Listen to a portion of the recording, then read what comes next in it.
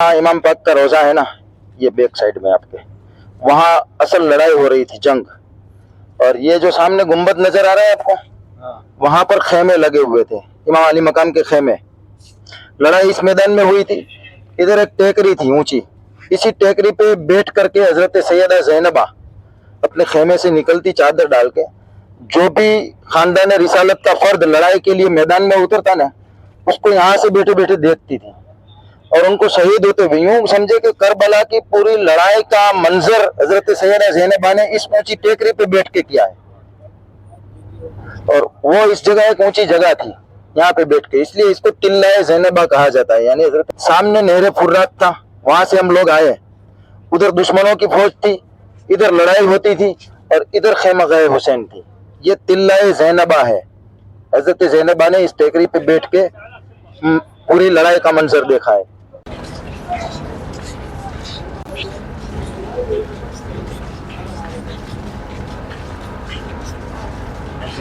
हाँ,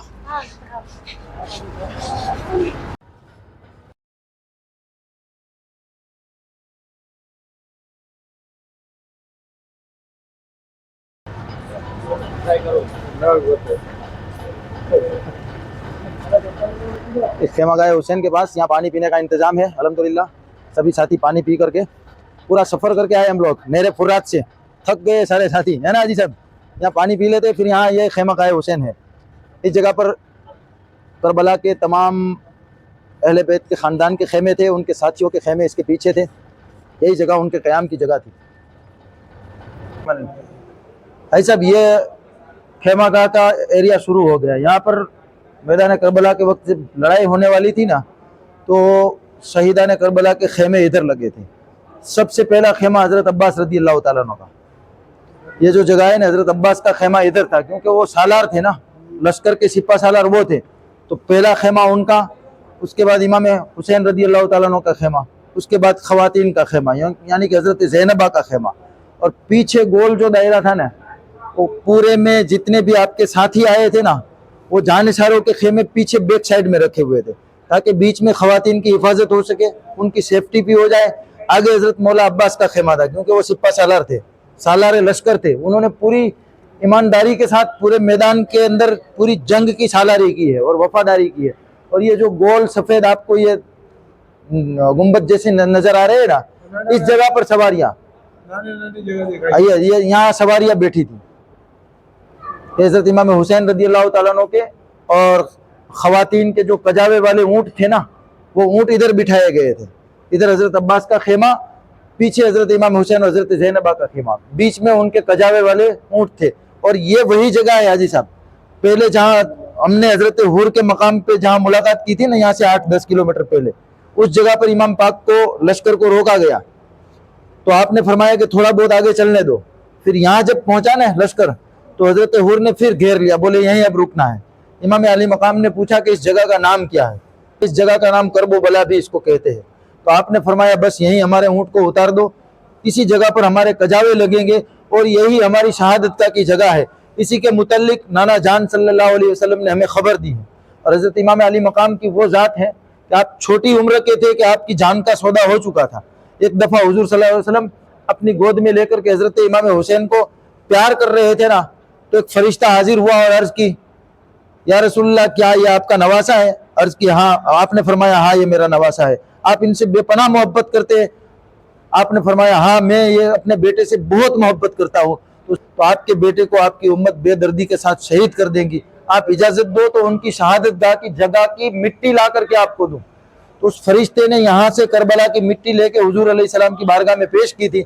आपने वो मिट्टी हज़रत उम्मे सलमा को दी थी और आपने फरमाया था कि उम्मे सलमा, इस मिट्टी को संभाल के रखना। हुजूर जानते थे कि ख़वातीन में कौन खातून होंगी जो शहीदान करबला के ज़माने तक जिंदा रहेंगी, वो भी हुजूर को मालूम था।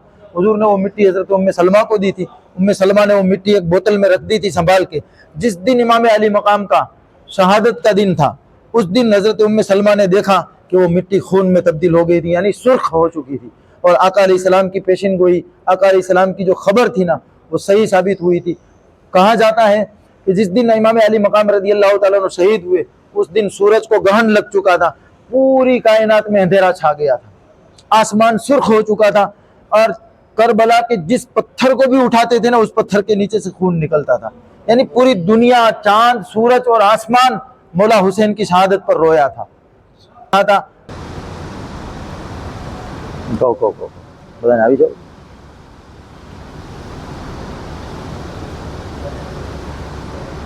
भाई साहब देखें, यहाँ पे लिखा हुआ है ऊपर, मेहराब खेमा इमाम अल हुसैन। इमाम हुसैन का खेमा इधर लगा हुआ था।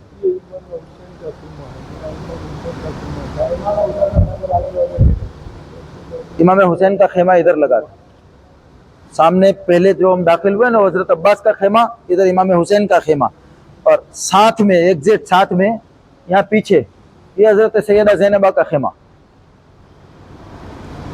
ये जो जगह है, इमाम हुसैन के खेमे के साथ लगा था बहन ज़ैनबा का खेमा।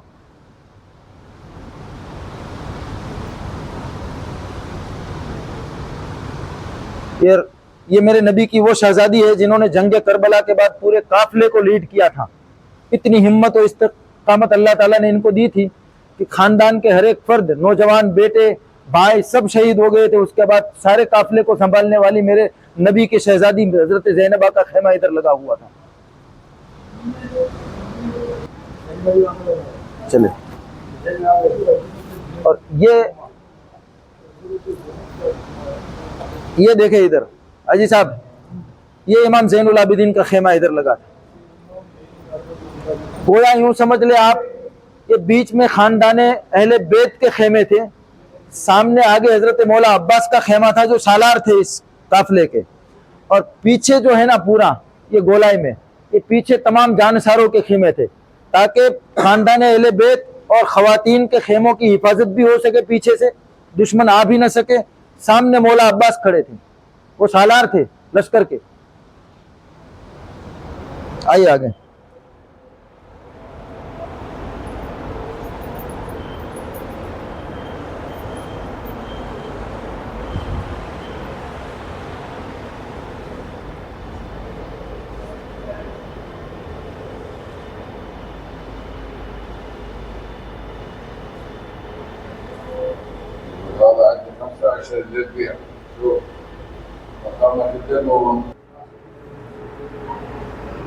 ये हजरत कासिम इब्ने हसन, इमाम हसन मुज्तबा के नौजवान शहजादे, दोनों की तत्बीक ऐसे की है उलमाए किराम ने कि हजरत इमाम हसन और इमाम हुसैन रदी अल्लाह तआला अन्हु की जो सूरत थी ना, सर से लेकर के सीने तक हजरत इमाम हसन हुजूर जैसे लगते थे। यानी यहाँ से ऊपर का हिस्सा देखो ना तो हुजूर जैसी शक्ल मुबारक थी, और सीने से लेकर पांव तक हजरत इमाम हुसैन रदी अल्लाह तआला अन्हु हुजूर की शक्ल थे। जब अलग होते थे ना दोनों भाई, तो हसन और हुसैन लगते थे। जब दोनों साथ में खड़े रहते थे और कोई देखता था तो मेरे मुस्तफा की तस्वीर नजर आ जाती। तो इसी तरह हजरत इमाम कासिम और हजरत इमाम अली अकबर, ये दोनों शहजादे भी अपने वालिदैन की शक्ल के हम शबीह थे। जब दोनों साथ में निकलते थे ना तो यूं लगता था जैसे हुजूर की तस्वीर जा रही है, और जब अलग अलग दिखाई देते थे ना तो एक बेटा हसन का दिखाई देता था, एक बेटा हुसैन का दिखाई देता था। तो हजरत इमाम कासिम बिन हसन रदी अल्लाह तआला अन्हु, इमाम हसन के बेटे, साहबजादे, फर्जंदे अर्जमंद, नौजवान हजरत कासिम का खेमा इधर लगा हुआ अभी जी।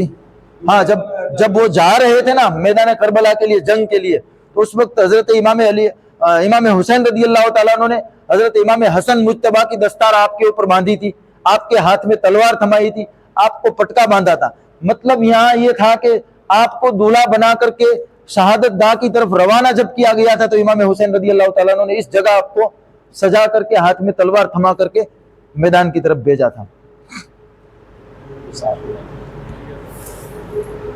नेरे फुरात, व्हाइट कलर की जो दिख रही है वो नेरे फुरात है। उसके आगे देखो ये पूरी यजीदी फौज की तमाम टीमें लगी हुई है। उन्होंने ऐसे घेरा डाला हुआ था पूरा सफ बंदी करके। आगे एक बड़ी सफ थी। अब देखे यहाँ बीच में खेमा गाए हुसैन, पीछे इमाम अली मकाम ने ना अपने खेमों की और खवातीन की हिफाजत के लिए खंदक खुदवाई थी। आपने सुना होगा मुहर्रम में वो खंदक पीछे खुदवाई थी। देखो ये खंदक वाला है, और वहां बीच में खेमा गाह है, और सामने वो तिल्ला ज़ैनबा लिखा हुआ है। देखो ऊपर वाली टेकरी ऊंची, वो तिल्ला ज़ैनबा। तो ये पूरा नक्शा है, इसको यूं घुमा देना आप ऐसे, तो नेरे फुरात उधर अपने आए देख के, उधर ही दुश्मन थे और यहाँ बीच में लड़ाई हुई और ये खेमागाह की जगह है। इस नक्शे को थोड़ा यूं घुमा दे तो आपको यहाँ बस आपको आराम से समझ में आ जाएगा। इधर खेमागाह है, इसमें इधर दिखती है ना, वो खेमागाह इधर थी जहां हम खड़े, और सामने दुश्मन का लश्कर था नेरे फुरात की तरफ।